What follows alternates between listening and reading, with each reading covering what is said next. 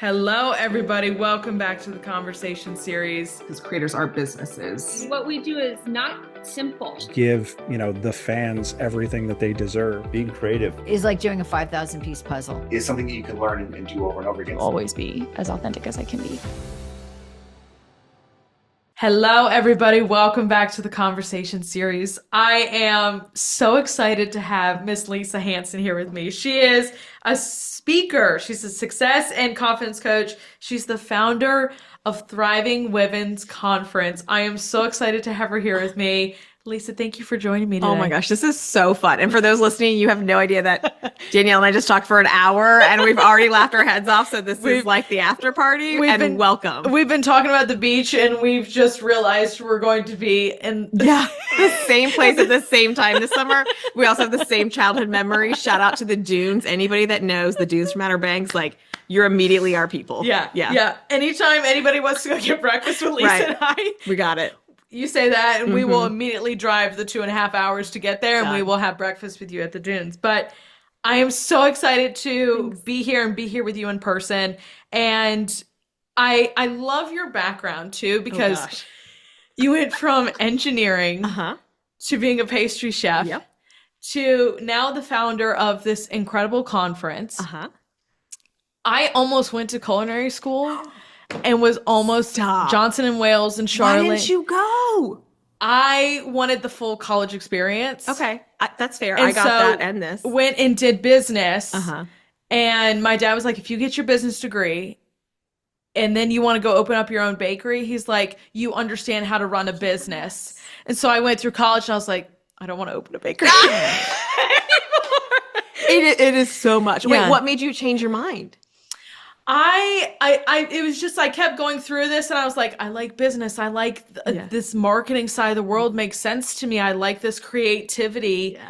And my back wasn't hurting every single day from standing in a kitchen. That's so legit. So I'm actually teaching a baking pastry class at Wake Tech right now, just for fun.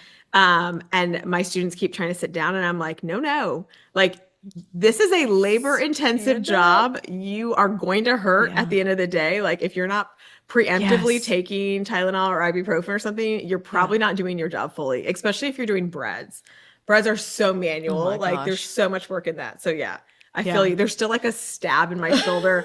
The bakery I worked at, we did, they're a top 10 bakery, Bakery Lorraine, fantastic, but macarons. Before they grew, we did all the macarons by hand. And those are high touch. So you're piping and then you're baking, and then for a really good patisserie, you are matching your shells. So hours of painstakingly matching shells, and then you lay them out, then you fill them, then you actually sandwich them together. And so there's a very special sharp pain in my shoulder that is my macaron spot that it hurts so bad that you named it. Oh, it is. That's so what named. It is. It's So okay, I like that you knew enough to make the decision that was right for you. Hey, that's thriving. That's what I teach. I love that.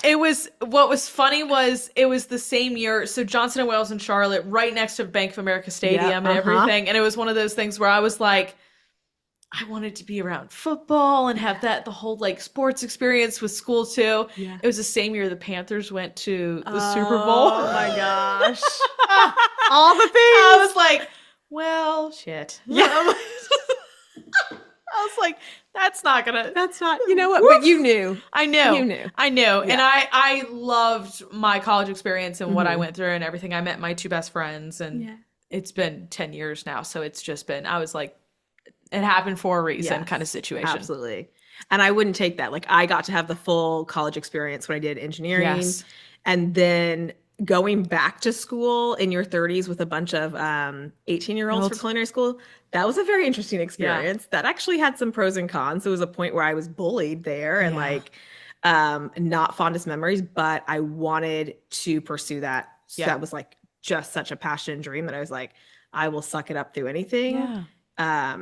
To do this. And then ran the bakery for 3 years. And then in that time, really had this shift to understanding myself and my core needs and learning how to thrive. And then it was like, oh, wait, other people saw that change and started asking what happened? What are you doing? And I was one-on-one sharing with people, but then I had this massive prompting I believe heavily in our Heavenly Father and God. And so he speaks to me and he was like, hey, you need to do a conference. And I was like, no. It's like, you have the wrong person, right? And he just kept coming. Have you ever had that where like a thought will not go away? Is that what this podcast is? Yes, it is. And I mean, even there was last year, I've talked about this so much. We celebrated 100 episodes. Oh my God. And did a live audience event. But it was one of those, I was like, it wouldn't go away. It wouldn't go out of my mind. And even we did it here. It was fantastic. John, who's the owner, was just amazing. Yeah. And came in and had a photographer friend who I had worked with on a bunch of projects. Emily Bennett, who's just absolutely incredible, is this beautiful food and beverage and just photographer. She's amazing. She came in, she was my guest, and it was a really small group. I had wanted it to be bigger, but it was one of those things that this year I was like, okay, you're not going away. Yeah. Because we need to be doing more of these. And so it was one where I was like, okay. Was that your first like live? It was my first.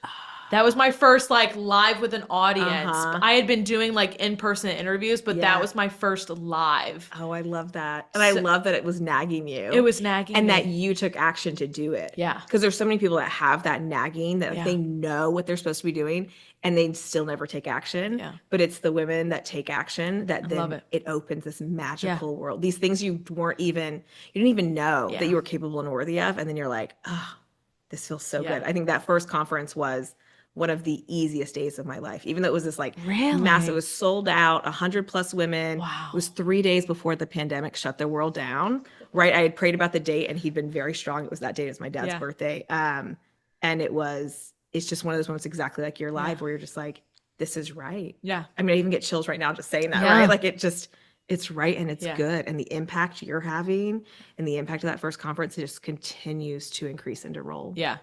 And that's what's led to Creator Collective coming up in the next couple. Oh my God, it's 2 weeks away. I'm so stoked for that. I'm so stoked. I'm so excited. We're getting to the point where it was funny when we went in and planned this. I had planned the 100th episode all by myself, and I was like, I can't do this by myself. It was one where I was like, I need somebody to come in and just help with full-time job going on. I was like, I need someone who can come in that has a little bit more expertise than I do, that can help me with a flow show and stuff like that. And so I had a friend of mine from a past life in healthcare who was doing events, and she came in and just got me organized. She got me. But it was amazing the reception we had gotten. We had 4 panelists right off the bat who were like, yes, I want to be a part of it. And I was like, I was like, okay, it's like, that's big step number 1 taken care of. And then having the location, she was like, come in for free. Oh my gosh, I love that. And she's like, I'll give a discount to everybody who's from all the stuff. She does custom hats and permanent jewelry and all this stuff. She's like, I'll give her she's amazing. Both love her. Absolutely love her. And then I had Andia on Andia's Ice Cream. Freaking love Andia. And she came in and I was telling her about it after the episode, and she goes, I want to be a part of it. She goes, can we sponsor? Can I have ice cream there? And I was like, I love that. Yeah. You can have ice cream, Andia. Yeah, absolutely. Yeah, you can bring your amazing ice cream. You can't see my face right now, but I'm like salivating already. Yeah. And then we're like small cupcakes from the Cupcake Shop Bakery, because I was like, I've worked with them through John in the store. And then my sister, she was like, can I be part of it with the Glow House Spa? And I was like, she's bringing little stuff for everybody. I'm like, yeah, we can do that. But it's just the reception and had like the feeling of like, okay. Isn't that amazing? Yeah. It's not always like I want to say whenever you start something that's meaningful that it'll just be like smooth and easy. And sometimes it is, but sometimes it's not. And that difficult part makes us think we're doing it wrong, but we're not. Like growth takes effort. Yep. And I'm not going to jinx you, Danielle, I'm not. But sometimes when it starts so smoothly, it's because there's going to be other things later. And you needed that confirmation that this is right and good. So when you have to hit the hard spot, that you're like, I already know that I'm supposed to be doing this. But I don't know what you're doing. Like, it's so like amazing and perfectly aligned in this community that I feel like you're going to sail with this. Like it's just going to get bigger and bigger. This one I think is gonna be cool because then we're already looking at, all right, I was like, I want to do 2 this year. And I was like, part of my focus this year is entrepreneurs and people that are creating things. And so I was lucky enough to have Lauren Romer on, who does Raleigh Founded and all the work there. And I reached out to Lauren and I said, could we do a live event there with a panel of entrepreneurs? I said, I think it fits well with your community as well. And I sat down with her and her team and they're like, can we promote it? And I was like, what am I going to look at you and say no? But having a panel of entrepreneurs there in October to be able to sit down and have that conversation from this community that is just thriving and growing right now, it's incredible. And it lets you know, like, you're creating something that we all want and need when there's such a strong and excited response. Okay, I want to get into this.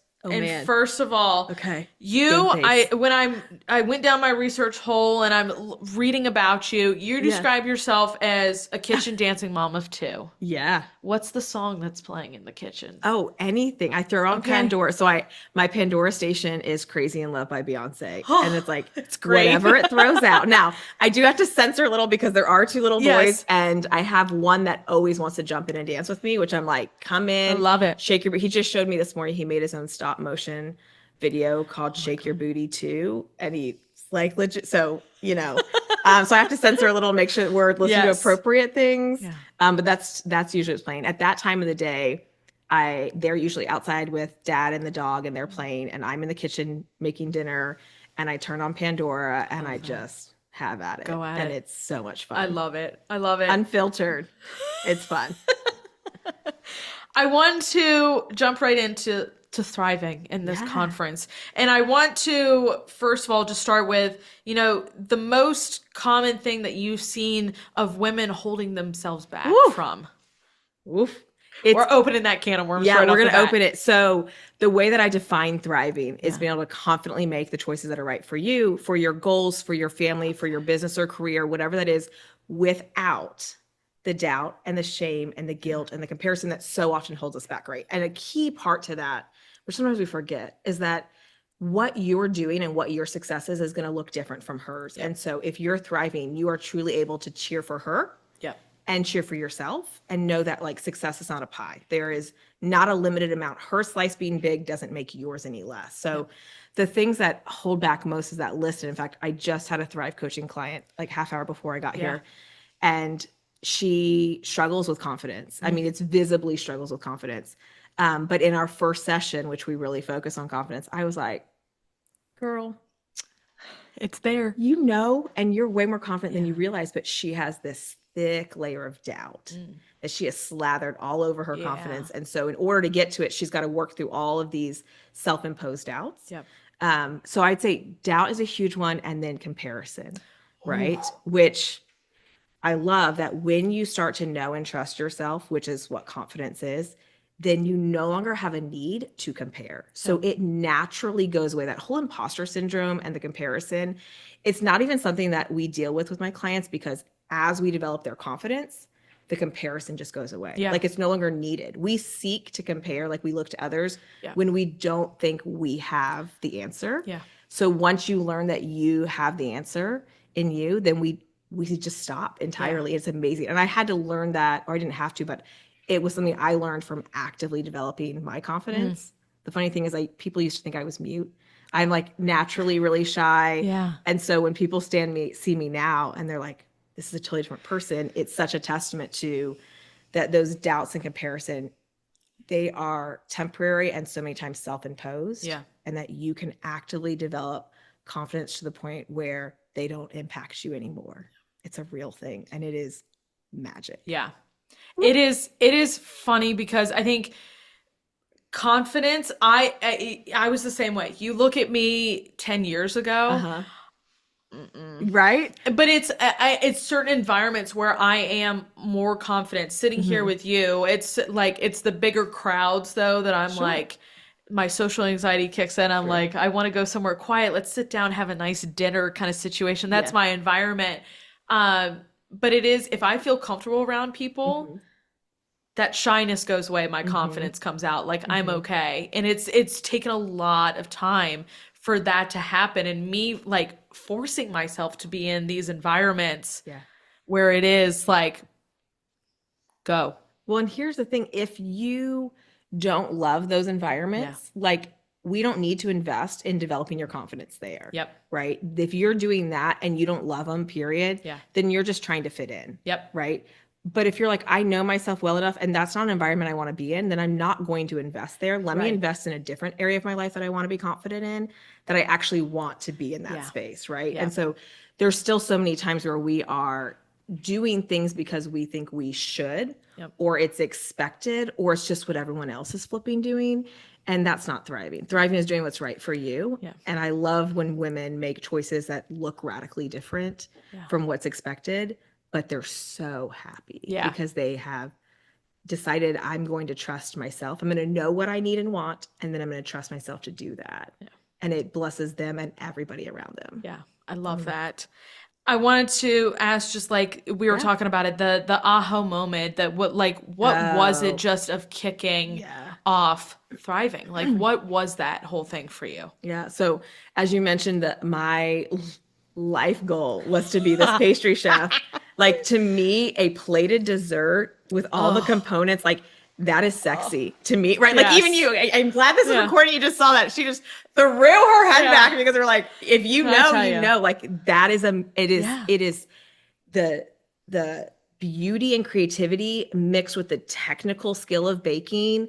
It's just, I mean, it's amazing. I was full cake boss. Right? I was full going to like wedding cakes and everything. That was. Wedding cakes are hard. Yeah. But I had worked so hard to get here, right? Like my plan was literally be an engineer, use my salary to pay for culinary school at night, and then bootstrap the bakery. Might I add, with Boeing. With Boeing, yes. With Boeing, you were an engineer. It's not just you were an engineer. With Boeing. We worked on, so the last project I was on before I left Boeing was the carbon fiber, the Dreamliner airplane, and we were specifically putting the plane together for Air Force One for the Mexican president. So that's the project I walked away from to go to culinary school, which also gives me chills because my manager even said, look, don't leave. Like we've got you slated for management, like stay. And I looked at him, I said, if you had the opportunity to achieve your lifelong dream, what would you do? Yeah. And he said, I'd use my PTO and then I'd be gone. And I was like, that's what I'm doing. I'm going to use my PTO. And then I'm gone. You got to do it. And so I did that. And I walked away from Boeing. And enrolled in, I tried to do both. I really did. I did school during the day, and Boeing they didn't want to let me leave. So they let me switch to night shift. Okay. But then I wasn't sleeping and I wasn't doing well in either place. So culinary school. So I've done it, graduated top of my class, had my first child, opened Rosera Bakery, which is legitimately proof that dreams come true. Yeah. And I was at this place, Danielle, where I had my entire vision board. My entire adult vision board is like, check. Everything is good, right? Yeah. But at the end of the day, every night I was having the same conversation with my husband, which was, why do I feel so frustrated? Why am I so stressed? Why am I tired? Why do I feel unsuccessful? I didn't mind being tired. It's a physical job, but it was beautiful. But I mentally and emotionally felt stressed and unsuccessful. And I was like, I've achieved all of this. On paper, amazing. But internally, I don't feel fulfilled, right? What the heck's going on here? This is not okay. Yeah. And so at that point, I started to search for this answer, like what is going on? Read books, podcast, attended a live conference, which is actually where I had a really big breakthrough. It's another reason why I know there's so much magic in those. But in that time, I realized I had been meeting my goals, but not my needs. And so goals, those are things we can accomplish and we drive towards. And I'm really good at that. But that's because one of my core needs is growth. So our core needs, just like our physical needs, think about when we don't have enough food, we get hangry. Oh, yeah. We get irritated. We start to make bad decisions. My Snickers bar. Right? We both got our water bottles, right? It impacts us mentally, physically, emotionally if we don't have that need met. Yeah.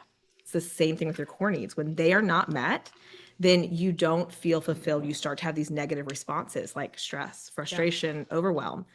And so I realized really quickly that I was being driven by these core needs. And I previously thought that made me like weird or different. I was like, why am I so growth driven? Well, one of my core needs is growth. And that's one of my major like drivers and motivators. So once I understood that, I started to understand myself, and it drives right back to that confidence.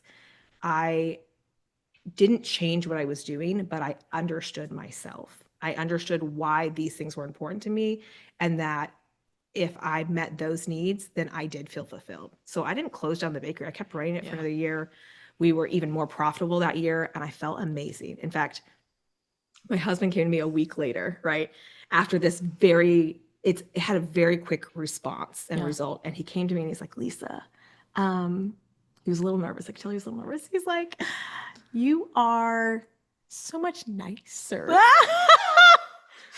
He's like, what is going on? What's happened? Yes, I am nicer because I feel better. Like, I know me, I'm not doubting. I didn't realize that I'd been living in this space of, even though I was pursuing my dreams, I was comparing so much. So it was that transformation from comparison to confidence, from that frustration to fulfilled, from that life of doubt to this life of success. And I didn't change anything I was doing, but I knew who I was, and I understood what my needs were that were driving and motivating me. Yeah.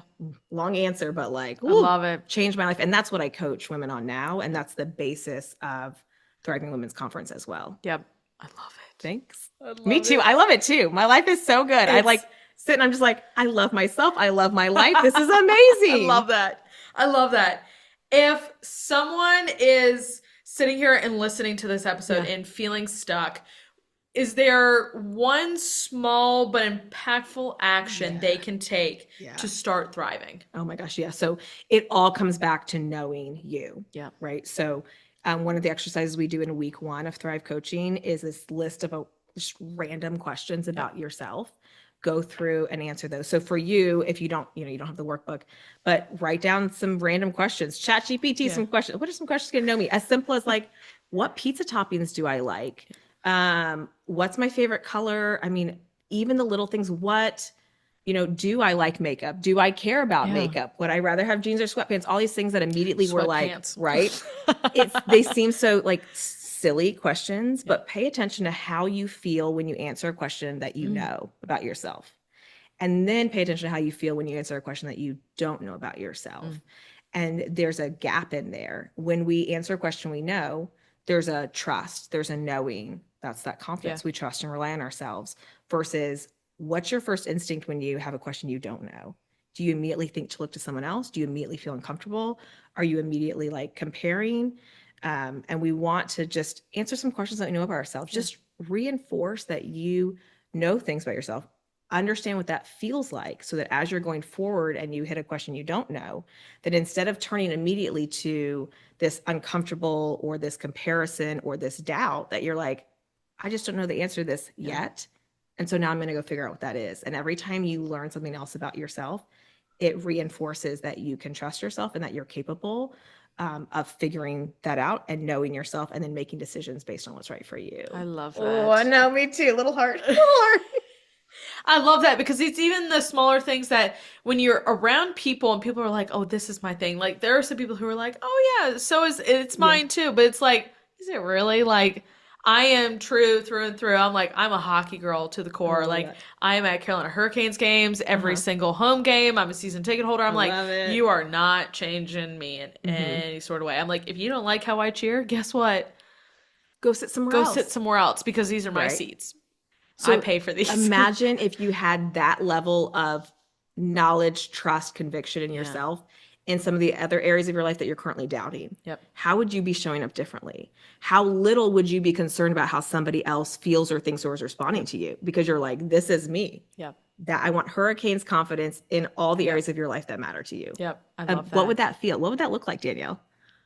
It looked very loud. I love that.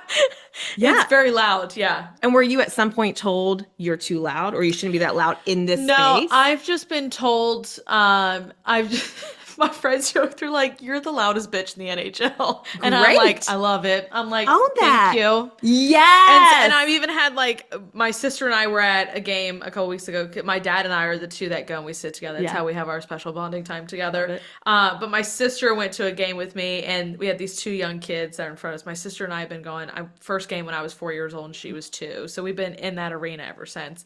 And so these young kids, I mean, they were younger than us, but they turn around, they're like, you guys are season ticket holders, aren't you? And we're like, yes, we are. Proud of it. And he's like, yeah, y'all know your puck. And I was like, thank you.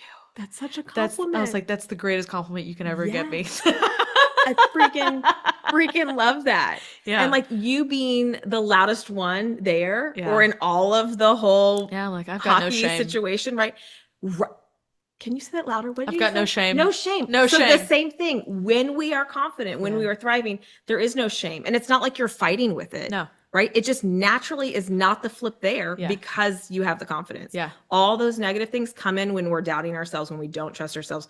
But in an area, such a perfect example, there is no doubt, there is no shame, there is no guilt, there is nothing negative. You're just like, I own this. Yeah. When you know yourself, when you know your needs and how to meet them, you own it. It reveals your capabilities. It strengthens your capabilities. It doesn't show anything that wasn't there. It's already there. Yeah. Woo! Woo! I want ice hockey Danielle everywhere. Okay? Loud and proud. No shame, no doubt. No shame, no comparison. doubt there. No, Yes, ma'am. none at all. None at all. I feel really good about that. I like the hurricane level. That's why we like it. Yeah. I like it. Thriving Women's Conference. Yeah. Clarity, confidence, community, and skills. Yeah. What makes TWC different from all of these other, women's empowerment events out there? Yeah. And first of all, like even though we're different, they all have value. Yes. Right. So if you no dissing anybody if here. Your group, if you feel confident somewhere else and that's the good group for you, like that's what we want you. That's thriving, finding what's right for you. Right.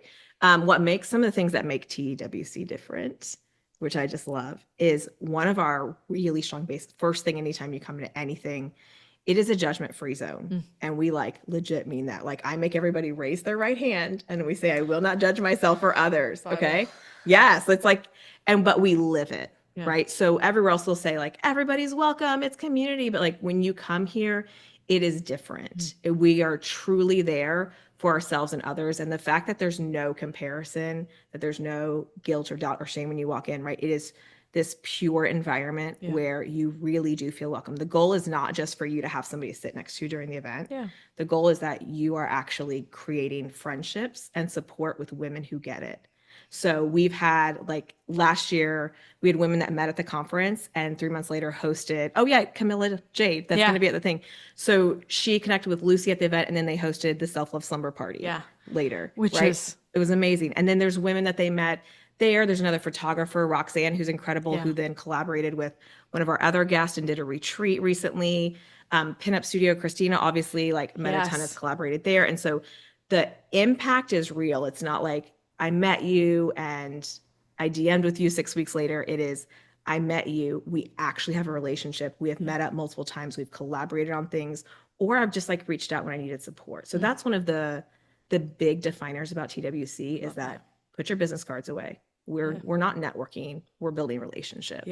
Yeah. I love that. I mean, there's more to it, but that's like one of my favorite parts. I love that. For someone who is on the fence about attending TWC, what would you say? There's so many things to say. To be honest, one of my first thoughts is go talk to someone who's come before. Oh, okay. Right. Like I know what's there. I know what's happening. I know the impact, but it feels different when you talk to somebody else who's been on the fence and then came, right? Like I think of like Micah, who owns Raleigh Women in Marketing. Her life changed when she came to Thriving Women's Conference. Like I even didn't realize the impact it had because she started getting all these brand deals. And I messaged her one day and I was like, you are on fire. This is amazing. I was like, what happened? And she's like, I attended Thriving Women's Conference. I was like, oh yeah, that really cool thing. Thank you for the success story. I didn't realize like she was in the room and she had communicated and it was great to have her, but this internal shift that happens inside. And she was like, that was the turning point for me in a lot of this. And even my own mother came as like, just to support me. They don't always get 100% what I'm doing, but she's like, I can be in the room and support. The funny thing is it 2 years ago, she's in the room and, she, during one of the talks, I can't remember if it was mine or somebody else's, actually pulled out her phone and started a business right there in the room. she felt so capable and so worthy. And I didn't even know this was something she had aspired to. And so she started business right there.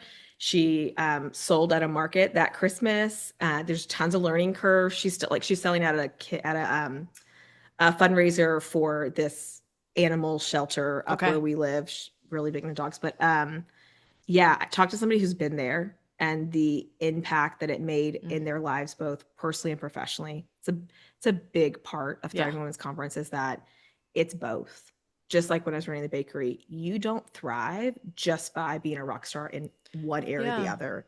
It's got to be both, which is why you have to know yourself and know your needs because they're driving you in your personal life and in your professional life. So, there's so many things I could say if you're on the fence. If you're on the fence, honestly, just come and try it out. Just like we talked about before, figure out if that's right for you. Yeah. Or if you want me to connect you with somebody who's been they'll tell you. She's going to pull out the Rolodex. Oh my gosh. Just the fact that you said Rolodex. Okay, wait. There was an Instagram reel where the parent was asking the kid, what are these things? And he said Rolodex. She never heard of it. She's like, maybe it's like roller skates. Like, we're going to go to the park, grab your Rolodexes. Let's go, girls. So I'm like, the fact that you know what that is, you really are an old soul. You really are. I know what it is. You do. I'm so impressed. I'm so impressed. This one family, I still babysit for whenever they need me. I'm like, I'll drop anything. I'll come take care of these two girls. And she was showing, the oldest is about to be 11, and she's showing me, she's like, I've got all these like little mini things. She's like, here's a CD. She opens it. It's a VHS tape. I was like, oh God. I said, I'm telling your mother. You just said that. I was like, she was trying. At least she was trying. Lingo. I was like, let's take it one more generation back. You got like another 10 years on that. Oh my gosh. Wait, but she had a VHS? It was like it was like this little mini one. She was like, oh, like a fake one. Okay. It was a fake one. And I was like, okay. Yeah. I don't think we still own a couple. We don't have any way to play them. No, we don't either. We still have like the family videos that we need to get off of the VHS tapes and turn into a CD right. There you go. Or put on a flash drive. There we go. Bring it up into this because there's not many places you can play CDs anymore either. No.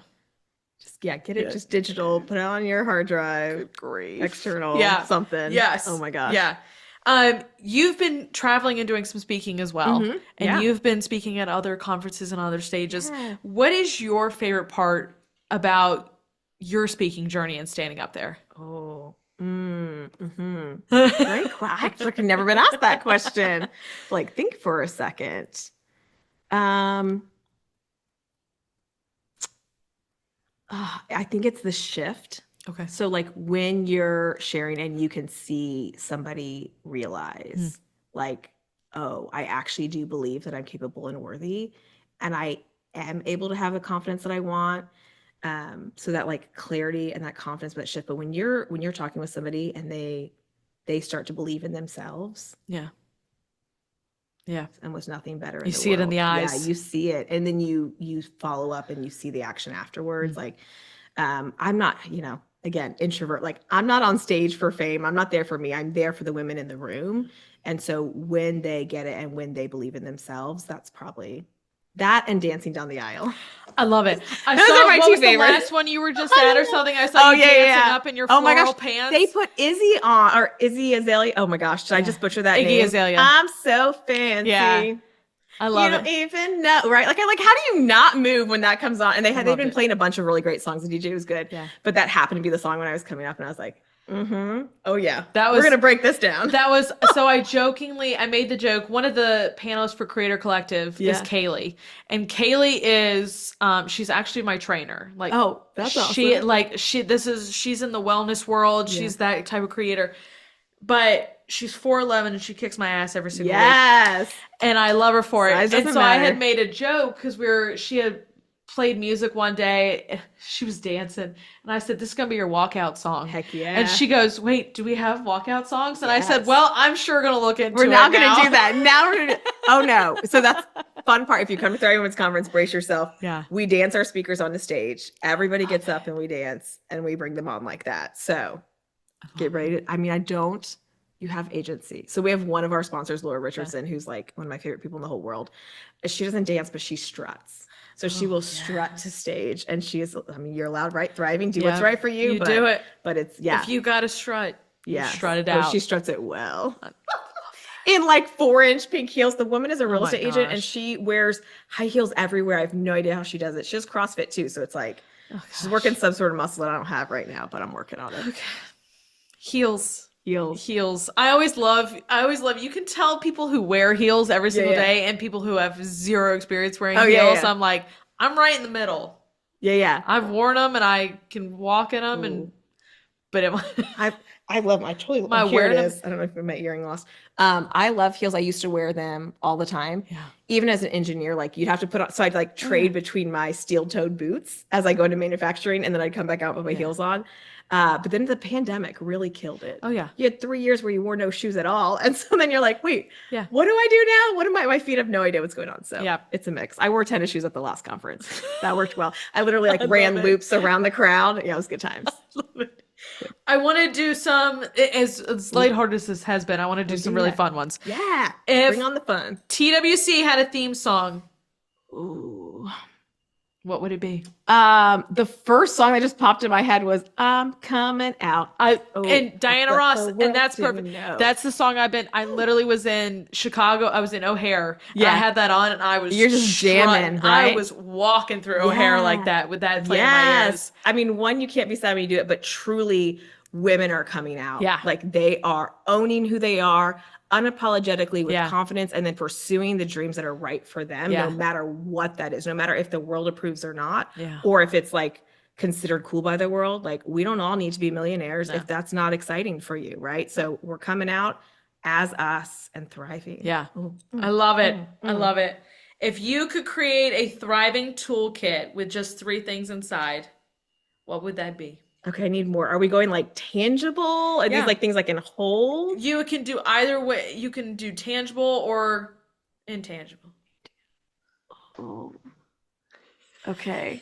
See, the engineer in me is like analyzing every little thing now that I'm like, what is this? Okay. So I feel like we've obviously established we're gonna do a mix. Okay. Yeah. So there's music of some sort. Okay. Right? Maybe everyone has their own theme song. Yeah. I like that. Yeah. That sounds good. Just making this up. I like it. Obviously confidence. There is a knowledge, there is a trust. It is unstoppable confidence, right? And then that third one, I'm gonna say is a friend. Okay. Because that is a huge part, that support. Yeah. I think that was a big part of why I started Thriving Women's Conference is I didn't have the support that I needed to. Yeah. And so I love that. Give me a theme song, give me some confidence, and give me a friend. I love it. Question. Okay. What's one thing women should not do at TWC if they want to get the most out of it? Stand still. So I think, and this probably sounds super cliche, but not being open. Okay. Right? Like it's okay if you walk in that room with some doubts, with some limiting beliefs, but like let's be open to what you're receiving. We always talk about, and then again, at any event we start with this analogy about a cup. So you're the cup. I always have a cup around, right? That it's have your cup on the table. So physically like show up, you're here in the room. Good job. Yep. And now we're not going to have our hand over the top. So sometimes we put ourselves in a place, but then we're like blocking whether we can receive anything. Yep. Right. So we're going to take our hand off the top. We're going to take the lid off so we can receive. But the next thing we do sometimes is we say, oh my gosh, that's so good. And we let it all come in. Yeah. And then we let it all seep out through little holes that we've drilled through. Yeah. That's limiting belief, that lack of confidence, that thought of like, that was amazing, but that was for her because I'm not cool enough for that. And then the other thing sometimes we do is we just turn the whole dang cup over and we're like, we're here, but like nothing is getting in. Yeah. And so show up and be open and receptive, and then make sure you take your cup with you afterwards. Because sometimes we fill it all up, we feel amazing, then we leave it in that room. And we're like, that was for that space. But that is you. Like, you get to live that from now on. I love that. I love the cup analogy. Thank you. If you've seen so many women thrive after attending, if you could give the conference a tagline based on the impact you've witnessed, what would it be? So much. I think it's pure magic. Okay. I like it. And if thriving had a dress code, what would it look like? Oh my gosh. It's bright. Oh my gosh. It's bright. I mean, we're just having fun. But the reality is it's what's right for you. Yeah. Like the dress code is be comfortable and have fun. Yeah. Right. I love the idea of like wearing something that you didn't think you were cool enough to wear, but you absolutely are. Like you just didn't believe it yet. Yeah. And that's the space to do it, because in that space, you learn that you're cool enough, you're enough, period. Yeah. As is with your worth is not based on your production or what you're wearing or your output or anything. Like you on your own are inherently valuable and cool enough and enough in every way. Yeah. So wear it. I love that. Yeah. I love that. Ladies and gentlemen, Miss Lisa Hansen. She is here. I can't thank you enough for being here. This has been so much fun. I am so excited, you guys. I'm going to have all of Thriving's information down below. I'm going to have all of Lisa's information down below. Go give them a follow on social media. And Lisa, I just can't thank you enough for sitting down with me today. Thank you so much. And for those amazing questions. And seriously, come join us at Thriving Women's Conference. It's October 15th and 16th, but we have a ton of events before then. Just come. Yeah. Come and thrive. Come and feel the magic. It's the same magic that's sitting here with Danielle. Yeah. So what was it? The Under the Stars night y'all had one night? Oh my gosh. Oh. So, man, do you want exclusive information? Yeah. Okay. Exclusive information is that VIP night. So magical, and Sassoul is so incredible that they've invited us back. This time it'll be a large scale community event. Okay. And so that'll be, I think it's June 20. Don't quote me on the date yet. It's June. Okay. I think it's June 25th, and we'll be inviting everybody back out experience that magic under the stars. It'll also be a community based event. So we have a panel of amazing community leaders from other groups around Raleigh to come in. And really fill us and teach us, and for you to, again, like make an actual friend there. That's awesome. I can't wait, you guys. I'm going to have all of this information down below for you guys. And as always, I will see you guys back here next time. Bye, y'all. Thank you. Bye.